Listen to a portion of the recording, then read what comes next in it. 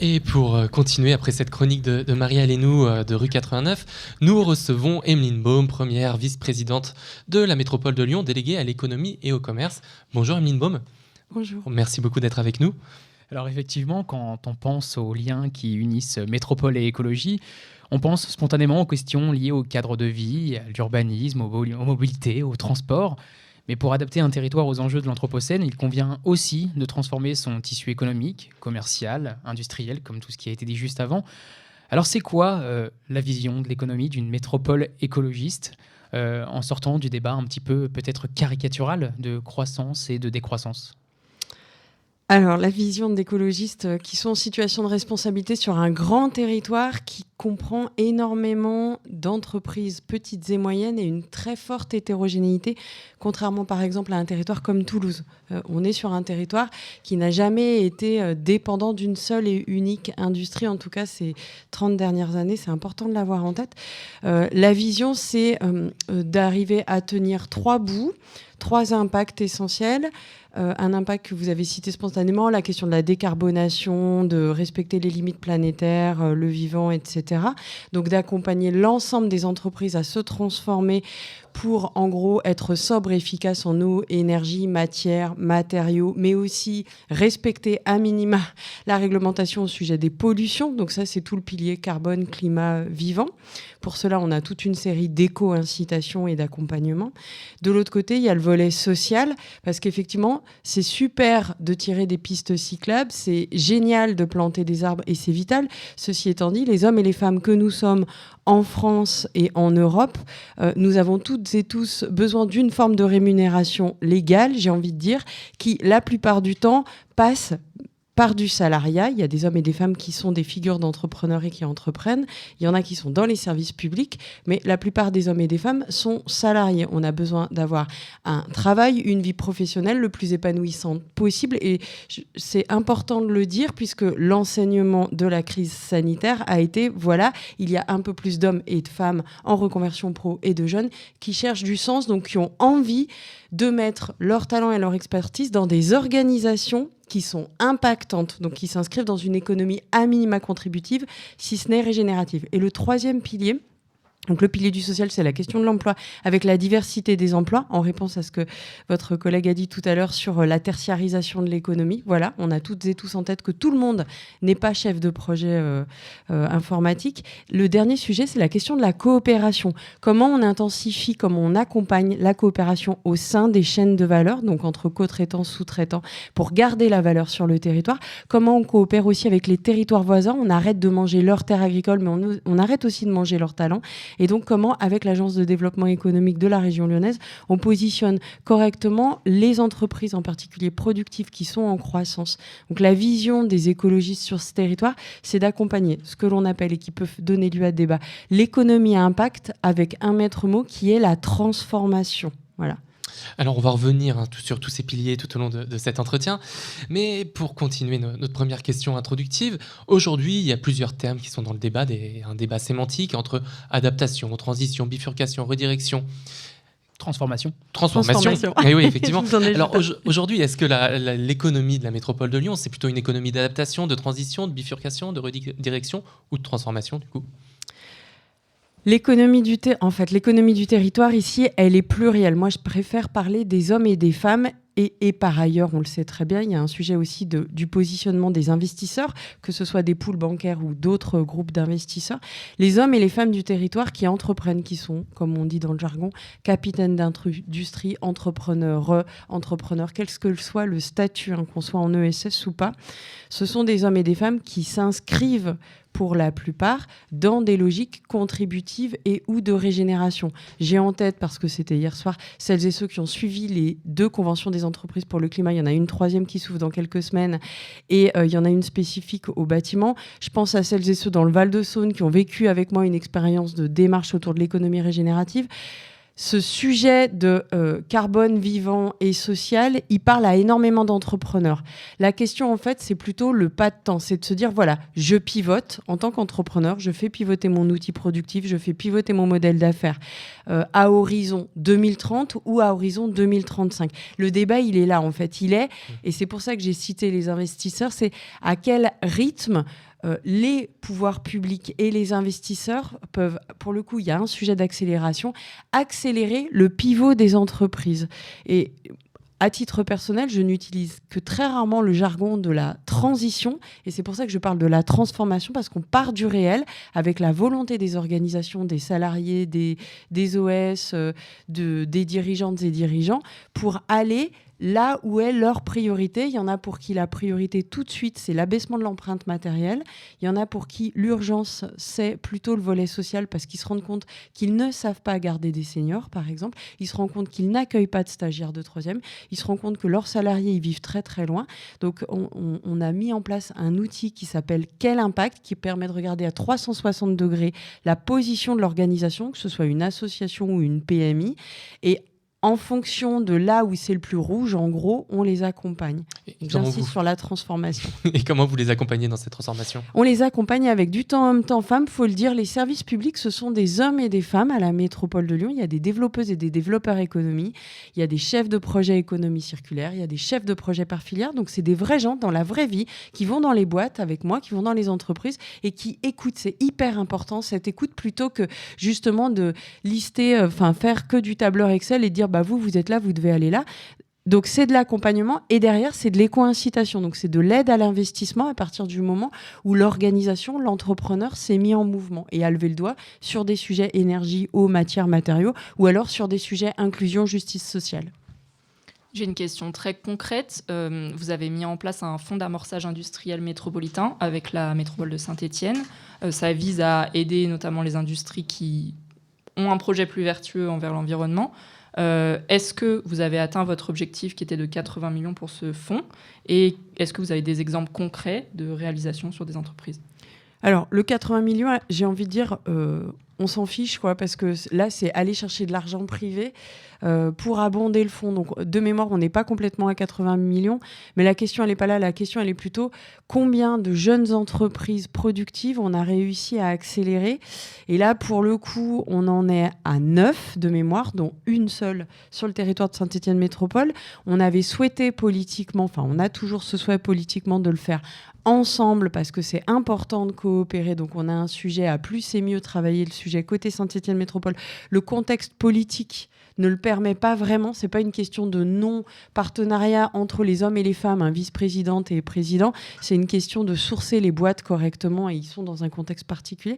Et le deuxième sujet, c'est effectivement d'aller plus et mieux. Par exemple, dans les cas précis, on a accompagné Maltivore, qui est une entreprise que vous pouvez connaître, qui valorise la drèche de bière, voilà, pour faire de la farine, pour faire très simple. Mais on a aussi fait le choix de rentrer, parce que c'est ça, en fait, un fonds d'amorçage industriel, de rentrer au capital d'une entreprise qui accompagne les femmes qui ont besoin d'une prothèse suite à un cancer du sein. Et pour le coup, la prothèse, c'est de la régénération avec les propres tissus de la femme en question.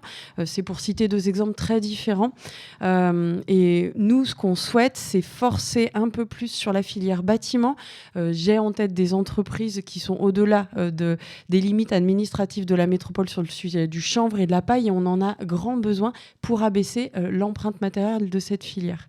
Donc pour l'instant, en fait, il répond à nos besoins pas suffisamment en termes d'accompagner plus d'entreprises. Parce que 9, nous, on aimerait bien, à la fin de l'année 2024, être à 12 ou 15. Et si vous accompagnez ces jeunes entreprises qui sont plutôt en phase, clairement, avec la politique métropolitaine, comment est-ce que ça se passe avec des entreprises, des organisations qui pourraient être plus récalcitrantes ? Alors, d'abord, on est peut-être une équipe formidable, mais on reste une équipe modeste, quand bien même il y a des agents du service public avec nous.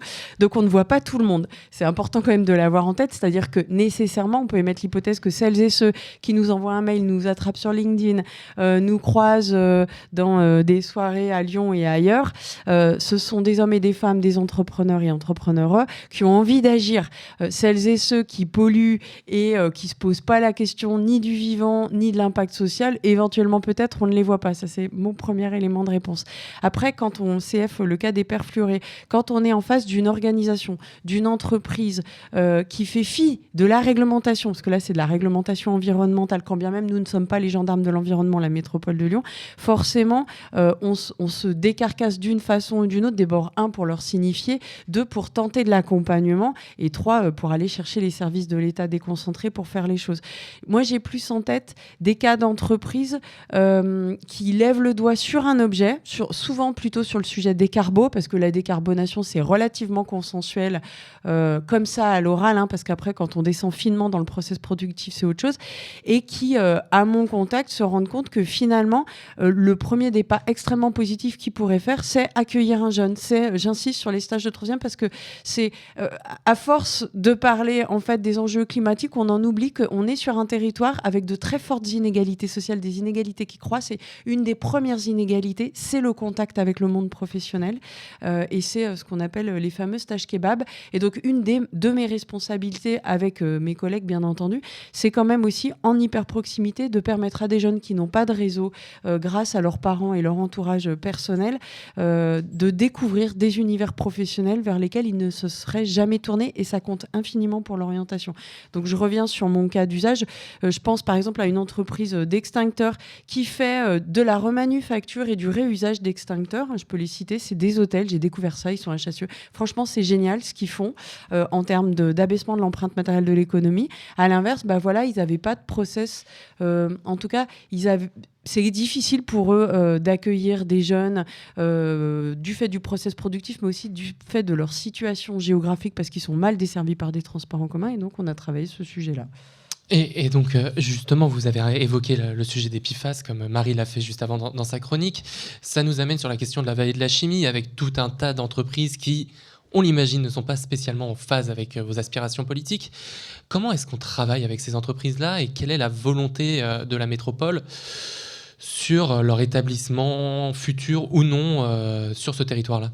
Alors, quand on est élu local, on est en responsabilité sur un territoire. C'est-à-dire que on prend acte de la réalité du territoire, qu'elle nous plaise ou qu'elle nous convienne. C'est comme ça. Et ma responsabilité, celle de Bruno Bernard, c'est d'être à l'écoute et en dialogue avec tout le monde. Donc, quand on est arrivé en responsabilité, on savait de toute façon que dans la vallée de la chimie, le territoire est très pollué de base. Et 2, il y a des acteurs productifs dont, premier élément de réponse, les lieux de décision ne sont pas Saint-Fond, Pierre-Bénite, Irigny, etc. Mais les lieux de décision, au mieux, sont à Paris.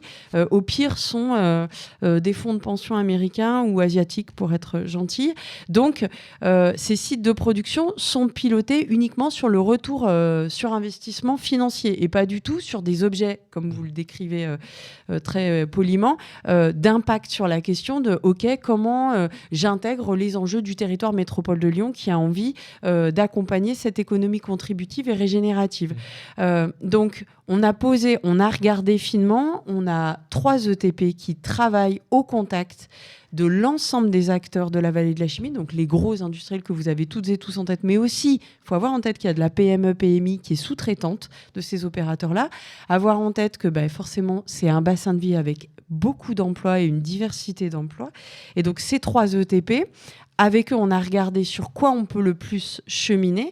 Et donc, on a fait le choix, et ça a été rendu public l'année dernière et puis il y a quelques semaines, d'aller sur le sujet de la décarbonation et sur la question de l'eau. Donc, on n'a pas fait le choix d'aller sur, comme le disait votre collègue, la question des pollutions, puisque malheureusement, nous ne sommes pas l'État, donc nous n'avons pas tous les leviers à notre place pour aller faire appliquer très clairement le principe de pollueur-payeur. Voilà.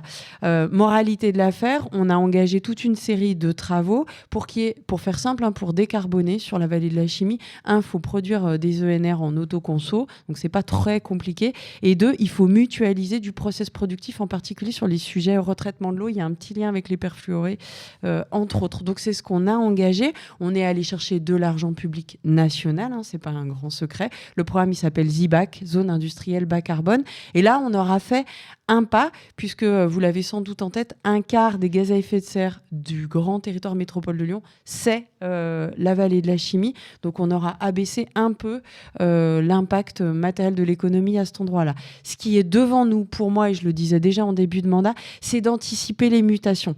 Vous l'avez peut-être vu passer hier ou avant-hier, il y a une organisation syndicale qui alerte sur éventuellement peut-être un arrêt d'activité sur ex-Solvay. Solvay a connu une mutation, donc j'ai pas retenu le nouveau nom, mais ils ont justement pour des questions financières coupé l'entreprise en 3 et éventuellement peut-être, je dis bien éventuellement parce que moi j'ai pas le communiqué de presse de la direction, il y aurait un arrêt de production de la vanilline et là on a une responsabilité aux côtés des services déconcentrés de l'État. Il faut absolument, dès qu'il y a un arrêt de production, accompagner la mutation vers des activités utiles.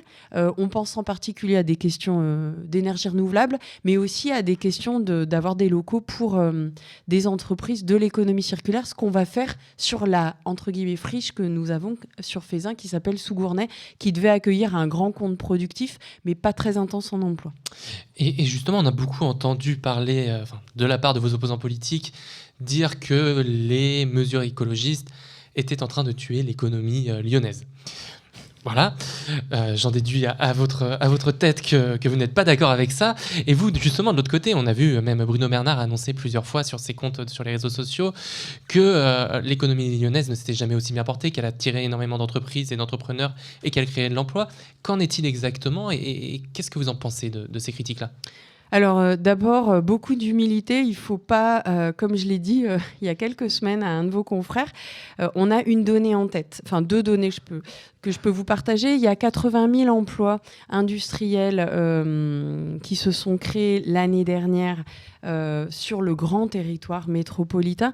Si on avait eu une chute de la création d'emplois industriels, on l'aurait porté, on l'aurait fait porter aux écologistes.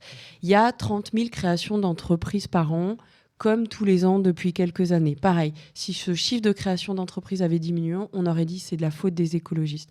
Quand j'ai commencé en disant il faut être humble, c'est un contexte social, j'ai envie de dire mondial, européen, français, territorial. C'est un cadre de vie. Pour le coup, il y a quand même un sujet cadre de vie, mais dans le cadre de vie, il y a le logement, par exemple, qui participe à une dynamique économique, parce que faut jamais oublier que créer son entreprise ou décider de pivoter faire pivoter son modèle d'affaires, c'est d'abord et avant tout des hommes et des femmes et des organisations qui ont une bonne santé mentale et qui sont capables d'exposer leur envie d'agir à un pool bancaire et à des élus en disant, par exemple, je vais vous donner des cas d'usage, ok, moi j'ai envie de m'agrandir, mais Emeline, là, en fait, ce serait vraiment bien que vous refassiez le trottoir entre l'arrêt de tram et ici, parce que mes salariés, tu comprends, ils peuvent pas venir à pied tranquillement, ils risquent de se faire renverser. Ça, c'est la réalité concrète des zones d'activité économique.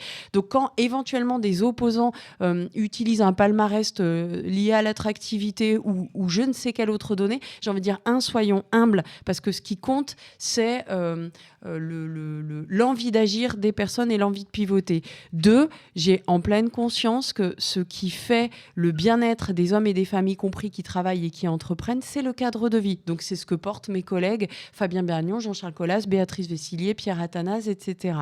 Et c'est pour ça qu'on travaille ensemble. Les 2 gros leviers pour être bien, c'est le logement et ensuite la mobilité, quand vous demandez aux organisations syndicales et à des salariés. 3e sujet, il y a être présent dans les réseaux, c'est-à-dire être à l'écoute des filières, mais aussi être à l'écoute effectivement des besoins d'entreprise. Moi, à titre personnel, je vois à peu près 2500 entreprises en vrai, pas en visio, mais en vrai sur le terrain par an.